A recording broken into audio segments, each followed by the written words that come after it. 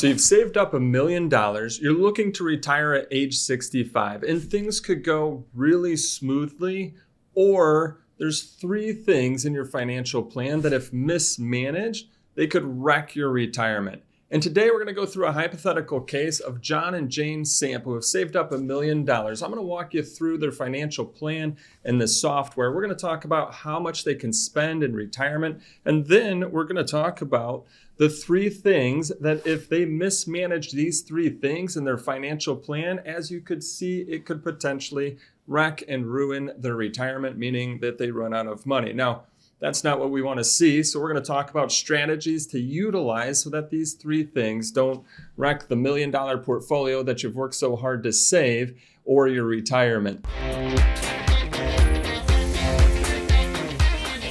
All right, so let's dive into our case study here, our sample case study of John and Jane Sample. And let's talk about, hey, is it okay if they retire at 65? How much can they spend in retirement? And then, as I mentioned, the most important part of today's video is I want to talk about the three things that if they mismanage those things, that it could potentially wreck and really hurt their retirement. So first of all, we got John and Jane Sample here. So John is age 63. We've got Jane at age 64. And we'll take a look at their investable assets. So they've got $50,000 sitting in their bank account. They have a joint brokerage account. Now that's $100,000. And then John has $500,000 sitting in his 401k, and Jane's got $400,000 sitting in her 401k. So overall, if we look at their total investable assets here, we've got just over $1 million of investable assets. Now, as I go through and I'm looking at their total financial health here, one thing that really catches my eye about John and Jane's situation is majority of their funds, as you see there, sits in that tax deferred column.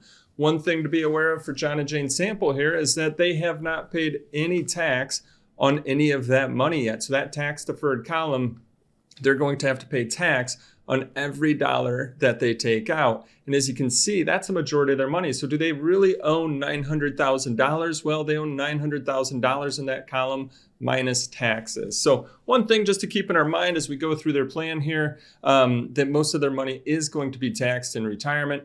All right, let's keep going. Other assets, they own their home. Looks like they don't have a mortgage. So in total, their total net worth here, just right at $1.5 million. And then we keep looking at their overall financial health here, just to be aware of. So John and Jane Sample right now, they don't have any life insurance, and they haven't made that decision yet whether or not they want long-term care insurance. So right now, they don't have any long-term care insurance, and we're going to talk about that as we go through their overall financial plan. So that's a look at their investable assets and their overall net worth.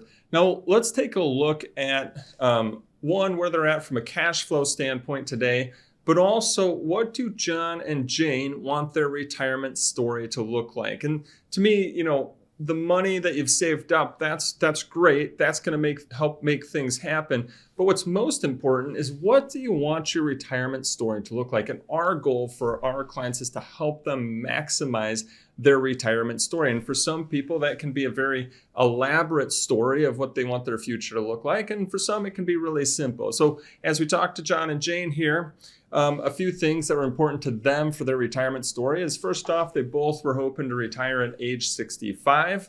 And then they said, one thing that's important to us is we just want to maintain our lifestyle. To do that, we need about $5,250 a month. Now, that's net, like spendable income that they need to maintain their lifestyle after taxes, after everything. Because I find a lot of people that they call it the things that get forgotten about are taxes, right, when it comes to retirement. So when they're kind of talking about how much do they need to maintain their lifestyle, most people are thinking, hey, this is the outflow, the money that's going out. So for them, $5,250 a month. And they said, hey, once Jane retires, she's a little bit, older than John in this sample. Once Jane retires, they're saying we want to start traveling then. Of course, just a 6-month difference, but that's when they want to start traveling. And they said, we'd really like to spend about $10,000 a year in travel. And one of the things that I'll always kind of, talk to clients about is okay, how long do we see that happening? Because if we project that out through your entire life, that could really throw a plan off, because it's saying, okay, in your 90s, you're still going to be, spending $10,000 a year in travel. And maybe that's the case for you, but it's not necessarily the case for everyone. And I find that over time, right, we kind of have those go-go years, and then we have those slow-go years. And so as we talked to him about travel, I said, hey, how about this? Let's just put travel until Jane turns age 80. I said, great. Okay, so for us to help you maximize your retirement story, we need $5,250 to maintain our lifestyle, and then $10,000 a year for travel. Can we make that happen? Can we see if we can make that take place? All right, then we continue forward here because we need some other inputs to help continue to build their retirement plan. So a few things to know for them: Social Security. Now, Social Security at their full retirement age, John $2,400, Jane $2,100. Full retirement age is that amount when you're going to get your primary insurance amount. And then everything's really based off that. So that's what we're looking at. We can always make adjustments to that, because the longer that you wait to take Social Security, right, it's going to increase for each and every year past your full retirement age that you wait. Same thing if you're to take it earlier, but instead of an increase, actually it's going to be a decrease, and it's going to be a deduction. You can take it as early as 62, as late as age 70. Right now, for the plan's sake, we're showing their full retirement age, and as we ran the plan, we ran it at their full retirement age, because our primary focus today is just to say, hey, can this happen? But then what are those three things that if they mismanage them could really impact their plan? Now, both John and Jane were still working, and John had about $110,000 coming in each and every year, which will stop at his retirement. Jane, around $90,000 a year coming in. I put this as gross income because you'll see we've got to account for taxes. And they get a little bit typical raises in their at their companies. And then last, they are saving into their retirements. They're saving both into their 401ks right now. They're putting 15% each in. And then their company matches 100%. For John, it was up to 3%, Jane up to 4%. All of this for our sample case study. So that way you kind of know what's going on in their situation as we run through the retirement projections here. Now, we're going to use all of this information to start building the retirement plan to, again, can we make this happen? But more importantly today, I want to show you those three things that if they mismanage them, that could really potentially hurt their retirement. So a few things that I find that get forgotten when it comes to building the retirement plans. And I just want to show you here kind of some things that are going on in the background of what we're putting together for them. We've got the retirement ages, the monthly expenses, and then I want you to see right here, it says retirement healthcare cost. This is one that I find can often get forgotten. Don't forget, in retirement, you're going to have healthcare costs. That could be Medicare. That could be Medicare supplements or Medicare Advantage. All of these things really need to be accounted for. You got to have a line item for it in your retirement. So when building John and Jane's retirement plan here, now they're not going to retire pre-Medicare age. Again, they're retiring at age 65. So by retiring at age 65, that means that they can start using Medicare for their health care. If they were going to retire prior to age 65, well, then they're going to have to think about some pre-Medicare health insurance and how much that would cost. Now, we've put some amounts in here, but again, they're retiring at age 65. And then you'll see here a couple line items that our system, we're going to factor in for Medicare Part B, Medicare Part D, and then you'll see an out-of-pocket, just average amount that we've decided to utilize here. And this is to cover more of the miscellaneous. Now for everyone, this could be different. We just start with an amount right here. But if somebody has more healthcare needs and more prescription needs, of course, we're going to put a bigger out-of-pocket number in here. But this is to cover Medicare supplements, prescription drug plans, or Medicare Advantage plans, whatever it might be. We're going to need to put an extra in there for their out-of-pocket needs. So often forgotten. That's why I wanted to bring it up, just to show you that, hey, we've got to take that into account as well. Okay, so we've got everything put together. Now let's look, and I just want you to understand the cash flow for John and Jane Sample here. So if we go to our summary page, this is the first part that we're building in their retirement plan, and really critical to any sort of retirement plan. I want you to see that everything's really accounted for here as we work on their plan. So income inflows, we've got John and Jane working for until they're age 65. So you'll see the income flows $200,000 this year. Next year, only $47,000 because Jane's retiring at the beginning of the year. John's going to work till his 65th birthday in June. And then we've got a gap here. Why is that? Well, their Social Securities aren't going to start until age 67. That was their full retirement ages. So you'll see here, we've got a year here with no income. And that can sometimes get scary to a lot of people. But again, building the plan, we're used to that. And we'll talk about how we account for that as well. And then their Social Security start in 2027. Now, one of them will get their full amount that year. The other one turning 67 in the middle of the year. So you'll see finally right here, about 5 years later, that's when both of their Social Securities will kick in, age 68 for both of them. They'll be getting the full amounts that year. Then if we walk over here to expenses, I'm going to kind of go into this a little bit to show you, hey, we've got their living expenses. They said we need that $5,250 a month, but you'll see it goes up each and every year. Why is that? Well, we have to account for inflation, the cost of goods and services going up. I find that can often be forgotten as well. So we've got a placeholder in for that. And then we talked about the healthcare as we were going through that, making sure that that's accounted for. So as we look here, let's just look at Jane's this time. As you can see, we're plugging an amount for how much she would need for Medicare Part B, Medicare Part D, and then that all other encompassing, whether it be for deductibles or Medicare supplements. We've got an amount in there for that when it comes to John and Jane's situation. Then the other thing that often gets forgotten is taxes. Taxes, that's right.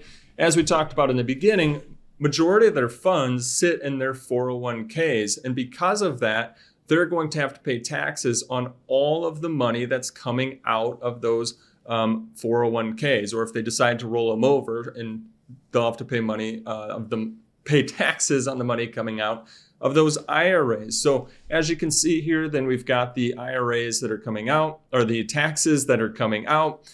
And then planned savings, well, that'll end once they retire. So we've got what's coming in minus what's going out, and then that gives us our net flows, or basically the amount that they're going to need to withdraw from their retirement savings. That's a really important factor, understanding that amount for your entire life, because that's going to help you understand, have you saved enough and how to invest your overall assets. So let's keep going forward here. So can John and Jane make all of this happen? Will it work out for them? Will they be okay? So I'm going to show you a screen here that I think is a really good map to help people understand, because let's talk about a few things when it comes to the market. None of us know what the market's actually going to do tomorrow or the next year or the next 5 years or the next 10 years or anything like that. Now, we have some ideas based on history what the market might do, but we're not for certain what that market might do in the future. And so I like to use this map to say, hey, are we going in the right direction? And what this map is it's a Monte Carlo simulation. Now I realize that's a very technical word, so let me explain really quick what that means and kind of how we can take a look at this map. Imagine your retirement savings in a bucket, and the water level of that bucket is how much John and Jane Sample here have saved up, the $1 million. Well, what the Monte Carlo simulation does is it does lots and lots and lots of calculations based on historical market conditions. And it says, okay, well, based on those simulations, well, here's where you're at today, the water level of your bucket. And because your bucket is invested, if we have really good economic times, well, we've got some calculations that say that the market could do this. And we have, and by the way, from your bucket, we're going to put on a faucet. We're going to turn on that faucet.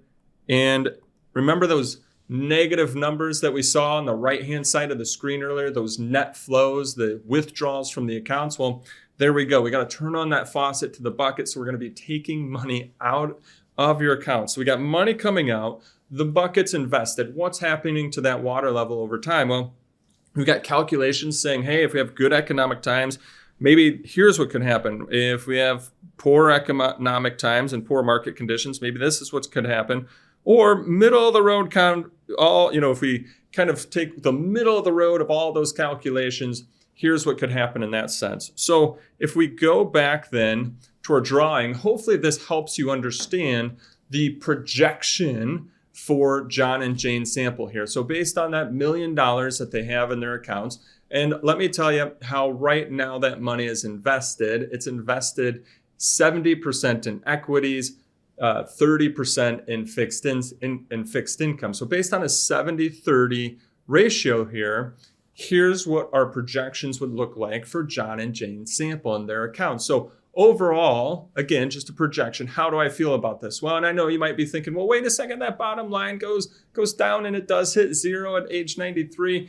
Here's how I look at this is when it comes to these projections, if we're seeing, that based on market conditions, we're not hitting those returns that are needed and we're having that downward trend, we're going to make some adjustments along the way because there's no retirement there's no returns that are going to be perfect unless you want to go put your money in a savings account where you're just going to get a guaranteed interest amount each and every year. But is that going to keep up then with inflation? Okay, so hopefully that helps explain all of that. So middle of the road here, I take a look and I say, okay, based on their $1 million, $5,250 a month in net spendable income, right? Because we've taken account for taxes, we've taken account for taxes, we've taken account for Medicare. So really $5,250 net spendable income. So based on our projection, John and Jane's sample, it appears that everything will be just fine if your expenses are $5,250 a month. Again, that's net spendable income. That's after taxes, after Medicare, plus an additional $10,000 a year for travel to create that retirement story that you were hoping to create. Now, what if John and Jane were off? And I want to talk about the first thing here that could potentially, if mismanaged, that could potentially really hurt their retirement and cause some changes to their overall lifestyle. What if John and Jane were off in how much they actually needed each and every month? What if it wasn't $5,250 a month and they come in and after a year, goes by, they're like, yeah, we really, we were off. And it wasn't $5,250 a month. And they start to kind of see how much they're spending. And they say, you know what, Scott, it was actually $6,500 a month that we need each and every month. Well, let's go back up to our map. Now what happens? Unfortunately, our level of our investments, as you can see here, it's taking a major nosedive. And this is something that I talk to people about all of the time when they're coming in to sit down to meet and we're building that retirement story and that retirement plan is how much do you need to live to maintain your lifestyle? And this is why knowing your expenses or having a good understanding of your expenses becomes really, really important once you go into retirement. You see, in your working years, you have a company paycheck coming in. And if you're living within your means, well, most likely, guess what? At the end of the month, you're saving money and you don't have to worry about anything. But when that company paycheck stops, now you've got to go to your retirement savings. You just went from being a saver to a spender. And you have to understand how much you're spending, because if we mismanage or don't know how much we're spending and then we mismanage it, meaning we're spending more, as you can see here, that could really impact your retirement. It could put you in a situation where you've got to make some major lifestyle adjustments or potentially hitting that zero line and running out of money. So what can you do to make sure that everything's accounted for? Well, first off, as we had built that plan there, you got to make sure that you're taking into account taxes. You got to make sure you're taking into account Medicare.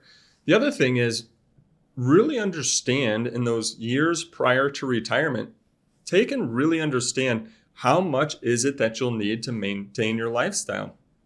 Take and find a lifestyle. We've got a lifestyle worksheet that we hand to clients so that they can fill it out just to kind of get a good gauge of how much they'll probably need each and every month or each and every year.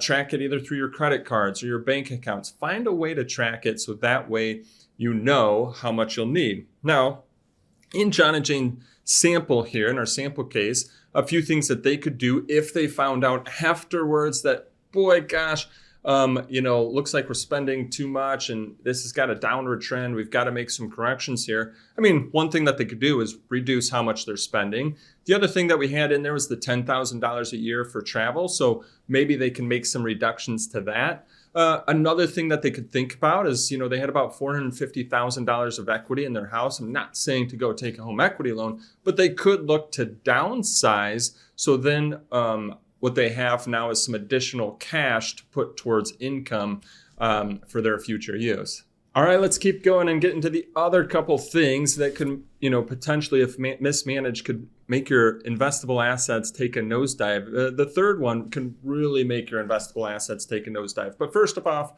let's talk about the second thing, which is mismanaging your investment portfolio, meaning if you go too conservative on your investments.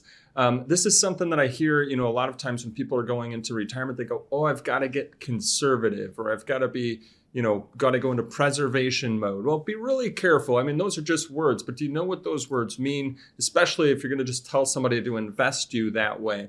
As I had mentioned, John and Jane sample here, they were 70% in equities, 30% in fixed income in our projections.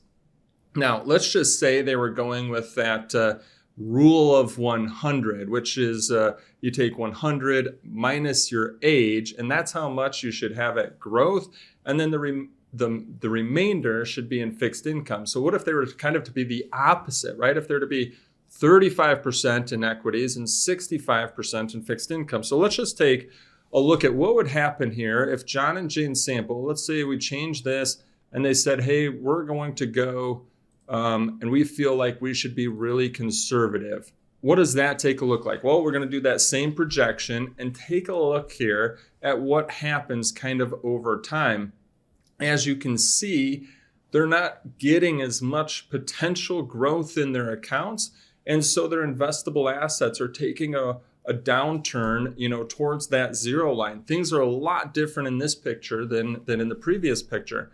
What if they said, hey, we want to be really conservative and we want to go into preservation mode? Preservation mode meaning, what if we've got like 20% on the growth side and then the rest over in the fixed income side? And as you can see here, I mean, they're like heading on a straight nosedive with their investable assets. Hopefully they'd make some switches first, right? But so as you can see, how you manage your investments in your retirement can be really important too. Why is that? Well, because of inflation, the cost of goods and services going up over time, you need your money growing as well. So let's just talk about some strategies here so that way you don't mismanage your investment assets and investment allocation. Sorry, that's the word I was trying to think of, investment allocation. So let's talk about some strategies. What are the strategies that you want to kind of think about as you go into retirement? Well, you see that income plan that we built earlier, that becomes really important. We can build an investment strategy around that income plan, thinking again about your money, all in a retirement savings bucket. Well, right now, many of you probably, if you're still working, maybe you have everything over here on the growth side. Well, based on your income plan, what you might want to do is start carving off some funds, carving off some money into lower volatility funds. So that way, if the growth side does go through a correction, you've got your funds subject to lower volatility here that are ready, if we put a faucet on here, that are ready for you to withdraw and aren't going through a major downturn. How much do we need to have over there? Again, that's going to be based on your overall income plan. So as you can see, putting a strategy around this might help you from going too conservative when it comes to your overall investments and your investments and your investment allocation, because going too conservative could potentially hurt your overall retirement situation. Hey, real quick, before we get into the third thing that if mismanaged could potentially hurt your retirement, if you're enjoying this video, finding value and benefit in it, subscribe to our YouTube channel. That way you get notified as we're coming out with new videos each and every week on retirement topics just like this, as well as Social Security and how to reduce the taxes on your IRAs and 401ks. So if you want to see our next sample case study or videos on those topics, don't forget to subscribe. That way you get notified when we come out with those new videos. Okay, let's talk about the third thing that could, if mismanaged, could potentially hurt your retirement. And what that is, I kind of mentioned it and teased it at the beginning of our video here. That's what if you fail to plan for long-term care? And I get it. We don't know what's going to happen to us in our future. So this is a really tough one that I think a lot of people struggle with. But let's just show here the impacts of what can happen if one spouse were to need long-term care. So let's go down here. Right now, we're saying, hey, neither John nor Jane's sample needed any sort of long-term care. But let's just say they do. Let's just say John here, as you can see, long-term care costs. So John needed home health care. This is like a national average for home health care. I'm sure maybe you've seen more, maybe you've seen less, but it's just to kind of put some numbers at it today to see what happens. And let's say he needs home health care for 4 years. And maybe he needed it for a couple years, but then he needed to go for assisted living or nursing home. Just kind of say we got 4 years of some sort of long-term health care here. Now, one thing to know, Medicare does not cover your long-term health care needs. It doesn't cover your home health care needs. So in the event that you're to need that, basically there's a couple solutions. But first off, let's see what happens if John here in our sample needed long-term care. As you can see here, when we go back up to our projection, it can really take that map and make it do a major nosedive. What if the costs weren't actually $60,000 a year? What if he did need to go into a nursing home for some of those? And I heard those costs are upwards of $100,000 a year, but maybe he needed, nursing home for some, home health care for others. Let's take a look here at what it does to our map. And then as you can see, boy, we've got a major decline. And then next thing you know, we're leaving Jane with little to nothing to live the remainder of her lifestyle on. And so I get it. Long-term care is just something that none of us want to think about, because a lot of times we're like, boy, we don't want that to happen to us. But don't mismanage that. Think about that in advance. And there's a few things to really think about, strategies to help prevent this from happening. One is just having a plan, looking at your overall investable assets. Do you have enough to self-insure?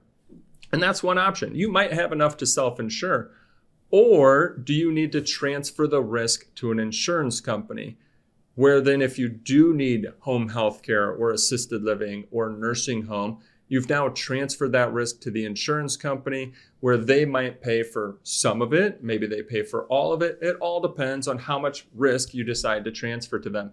I get it. It's like car insurance and home insurance. Some of the policies that are out there are use it or lose it. But it could be better than having your assets during retirement do a major nosedive. So there we go. The 3 things that you really got to watch out for as you're going into retirement. You've saved up that $1 million. You've hit that mark. You're really excited. You look at the plan, and yes, you know what? You can retire. It projects out really well that you can retire at age 65. But really keep those 3 things in mind. Have you, 1, really looked at your cash flow? Have you accounted for everything when it comes to a cash flow standpoint? Because if you've mismanaged your cash flow, meaning your expenses are more than what you've planned, that could really potentially hurt your retirement. Number 2, you've got to look at your investments. Going too conservative, again, could potentially hurt you in retirement. And then the third thing there is, have you created a plan around long-term care? So hopefully this really helps you. Take a look at a sample case here of what could happen. We're going to throw more of these, put more videos together around these with taxes and different scenarios and situations so you can see what happens in people's situations. So if you want to see those, don't forget, subscribe to the YouTube channel. Also, we're going to have videos on how to reduce your taxes on your IRAs and 401ks, and more videos as well on Social Security. So subscribe, that way you get notified as we continue to come out with those videos each and every week. Hey, thanks for joining us and have a great day.